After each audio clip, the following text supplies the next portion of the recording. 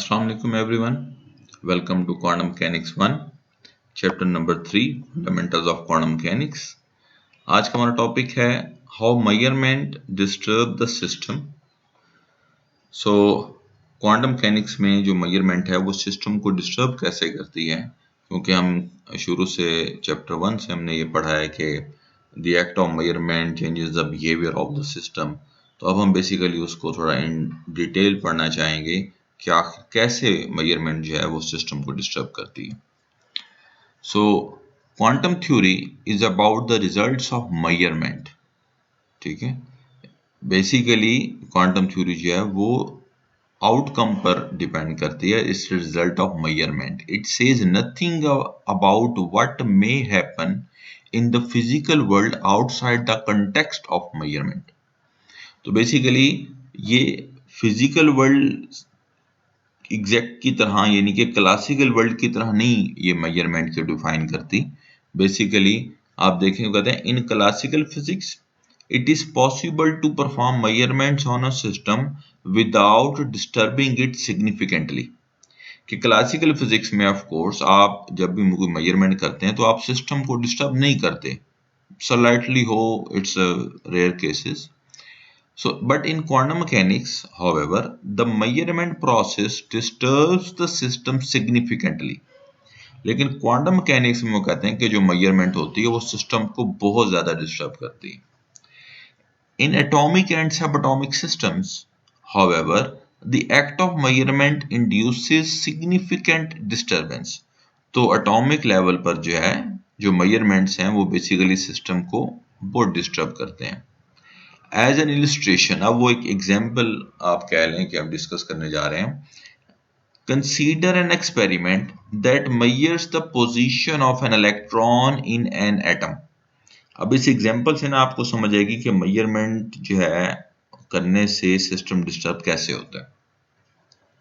वो कहते हैं कंसीडर करें, आपको एक्सपेरिमेंट कर रहे हैं जिसमें आपका पर्पज है कि आपने इलेक्ट्रॉन की पोजीशन को मेजर करना है कि इलेक्ट्रॉन एग्जैक्टली एटम में किस जगह पर मौजूद है। तो आप उसकी फिक्स पोजीशन को डिटरमिन करना चाहते हैं। For this we need to bombard the electron with electromagnetic radiations known as photons. तो ऑफ कोर्स जब भी आप किसी चीज की पोजीशन को मेजर करना चाहते हैं, मींस कि आप देखना चाहते हैं उसको कि वो कहां पर है इस वक्त, तो आप इलेक्ट्रोमैग्नेटिक रेडिएशंस यानी कि फोटॉन्स भेजेंगे और वो उस ऑब्जेक्ट से टकरा कर वापस आएंगे। तो आपके आईज में या आपके जो माइक्रोस्कोप या जो भी आप इंस्ट्रूमेंट यूज कर रहे हैं उसमें उसकी एक इमेज बनाते हैं। तो वो जो है ऑफ कोर्स आप फोटॉन्स भेजेंगे जो इलेक्ट्रॉन से टकराएंगे ताकि उसकी एक इमेज जो है वो आपकी आंख में बन सके और आप उसको देख सकें। So if we want to determine the position accurately, the wavelength of the radiation must be sufficiently short. अब वो कह रहे हैं कि आप जो इलेक्ट्रोमैग्नेटिक रेडिएशन भेज रहे हैं in the form of photons, उनकी वेवलेंथ जो है ना, वो कहते हैं कि अगर आप पोजीशन को एक्यूरेटली मेजर करना चाहते हैं तो आपकी जो रेडिएशंस हों उनकी वेवलेंथ शॉर्ट होनी चाहिए। कितनी शॉर्ट होनी चाहिए वो देखते हैं अभी हम। वो कहते हैं since the electronic orbit is of the order of 10⁻⁻10 metre. ये क्या है, ये इलेक्ट्रॉनिक ऑर्बिट की बात कर रहे हैं कि जो ऑर्बिट्स हैं उसमें यानी कि डिस्टेंस ऑलमोस्ट 10⁻10 मीटर का होता है। We must use a radiation whose wavelength is smaller than 10⁻10 metre. अब इलेक्ट्रॉनिक ऑर्बिट मींस ऑर्बिट के दरमियान जो डिस्टेंस है वो 10⁻10 का होता है। अब हम जो फोटॉन भेजेंगे, अगर हमें इलेक्ट्रॉन की पोजीशन को मेजर करना है तो ऑफ कोर्स वो वेवलेंथ जो इंसिडेंट वेवलेंथ होगी फोटॉन की इलेक्ट्रोमैग्नेटिक रेडिएशंस की, उसकी वेवलेंथ इस वैल्यू से छोटी हो। क्योंकि अगर फॉर एग्जांपल मैं आपको कहता हूं ये दो ऑर्बिट्स हैं, आपकी कोई भी वेव आ रही है, sorry for this very disturbing picture, लेकिन समझाने के लिए फॉर एग्जाम्पल ये कोई वेव आ रही है और ये उसकी वेवलेंथ है। अब आपका जो इलेक्ट्रॉनिक ऑर्बिट सिस्टम था उसका साइज ये था, दिस वाज द साइज। ये आपका इलेक्ट्रॉनिक सिस्टम है, लेकिन आपकी जो इंसिडेंट रेडिएशंस की जो वेवलेंथ थी वो इतनी लार्ज थी कि उसने उस इलेक्ट्रॉनिक ऑर्बिट सिस्टम से इंटरेक्ट ही नहीं किया। जब वो इंटरेक्ट ही नहीं करेगा तो आपको कैसे पता चलेगा कि यहाँ पे पार्टिकल या इलेक्ट्रॉन मौजूद है? तो इसके लिए वो कहते हैं कि आप ऐसी वेवलेंथ लेंगे, सच शॉर्टर वेवलेंथ, कि एटलीस्ट वो इंटरेक्ट तो करे ना आपके सिस्टम के साथ, इलेक्ट्रॉनिक सिस्टम के साथ। तो इलेक्ट्रॉनिक ऑर्बिट का साइज 10⁻10 है, तो आपकी जो वेवलेंथ होनी चाहिए वो उससे स्मॉल होनी चाहिए। तो स्मॉल होगी तभी वो उसमें ऑर्बिट में मौजूद इलेक्ट्रॉन से इंटरेक्ट करेगी और तब हमें रिस्पांस मिलेगा कि वहां इलेक्ट्रॉन मौजूद है या नहीं। So that is, we need to bombard the electron with the photons of energy higher than. अब ये एनर्जी और वेवलेंथ का of course they are having an inverse relation, इनके हमें पता है that E is equal to HF and F is equal to C over lambda. तो energy और वेवलेंथ लैम्डा जो है इनका इनवर्स रिलेशन है। अब जितनी स्मॉल एनर्जी हमें उस फोटॉन की चाहिए, तो एनर्जी जितनी वेवलेंथ जितनी स्मॉल होगी, एनर्जी उतनी ही हाई होगी। तो अगर हम इसको कैलकुलेट करें by having lambda is equal to 10⁻10, c is the speed of light and h is the Planck's constant, so your answer will be 10 raised to the power 4 electron volts, and that's too much energy.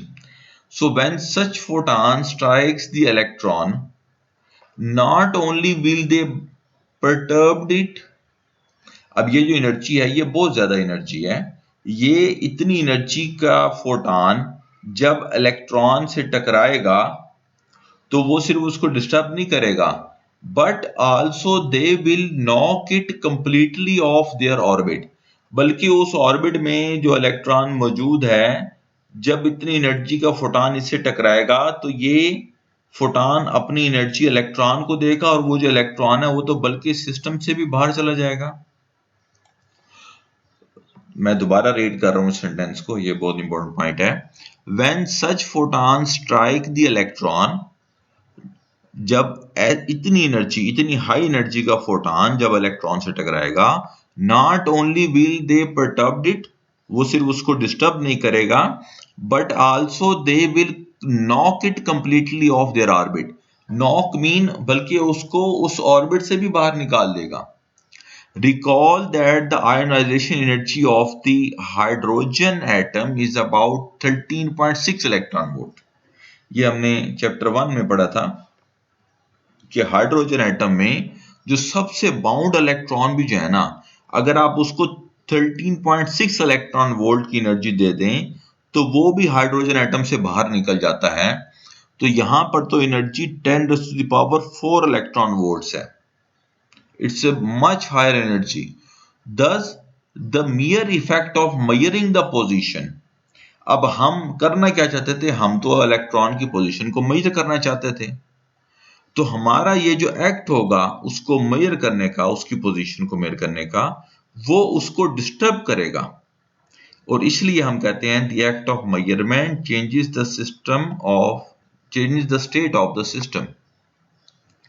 तो ऐसा करने से हम देखना चाहते थे कि वो एटम में एग्जैक्टली उसकी पोजीशन क्या है, और उसको मेजर करने के नतीजे में हुआ ये कि इलेक्ट्रॉन उस सिस्टम को, उस एटम को ही छोड़कर चला गया। तो ये जो है बेसिकली हमने उसको मेजर नहीं किया, हमने उसको बल्कि डिस्टर्ब कर दिया। So we may state that quantum mechanics is the mechanics applicable to objects for which measurements necessarily interfere with the state of the system. So quantum mechanically, we cannot ignore the effects of the measuring equipment on the system. तो quantum mechanics में जो है, जो equipment है उसका measuring effect को हम ignore नहीं कर सकते। In general, certain measurements cannot be performed without major disturbances to the other properties of the quantum system. ये बहुत डीप सेंटेंस है कि यकीनी तौर पर हम कई मेजरमेंट्स ऐसी हैं कि हम उसको करने के नतीजे में हम उस सिस्टम की कई प्रॉपर्टीज को डिस्टर्ब करेंगे और डिस्टर्ब किए बगैर हम मेजरमेंट कर ही नहीं सकते। So in conclusion it is the effect of the interference by the equipment.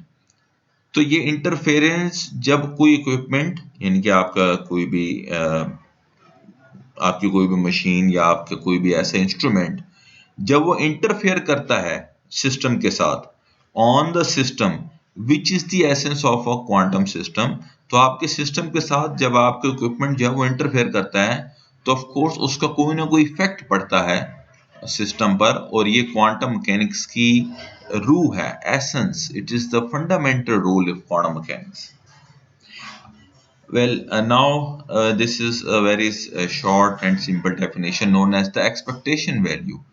Expectation value को classically आप average value भी कह सकते हैं।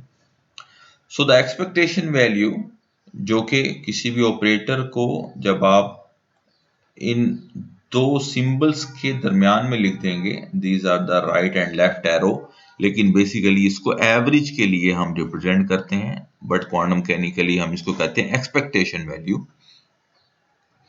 So the expectation value means A operator और उसके राइट और लेफ्ट पर हम ये सिंबल यूज करें ऑफ ए, तो ए की एक्सपेक्टेशन वैल्यू इस तरह से लिखी जाती है with respect to the state psi is defined by. तो इसका फार्मूला क्या है, ये एक्सपेक्टेशन वैल्यू कैलकुलेट कैसे होती है, आप जो स्टेट है उसका इनर प्रोडक्ट ले लें और अपर साइड पर भी आप उन दोनों स्टेट्स का वेव फंक्शंस का इनर प्रोडक्ट ले लेंगे, लेकिन उसके सेंटर में हम जो ऑपरेटर ए जिसकी आप एक्सपेक्टेशन वैल्यू लेना चाहते हैं आप उसको लिख देंगे। तो ये भी ब्रा ऑफ साई है, ये भी ब्रा ऑफ साई है, ये कैट ऑफ साई है तो ये भी कैट ऑफ साई है। सो जस्ट डिफरेंस ये है कि जो ये वाला इनर प्रोडक्ट है अपर पोर्शन में, इसमें हम इसके सेंटर में ए लिख देंगे जिसकी एक्सपेक्टेशन वैल्यू आप फाइंड करना चाहते हैं। So generally the expectation value represents the average results of measuring A on the state Sai.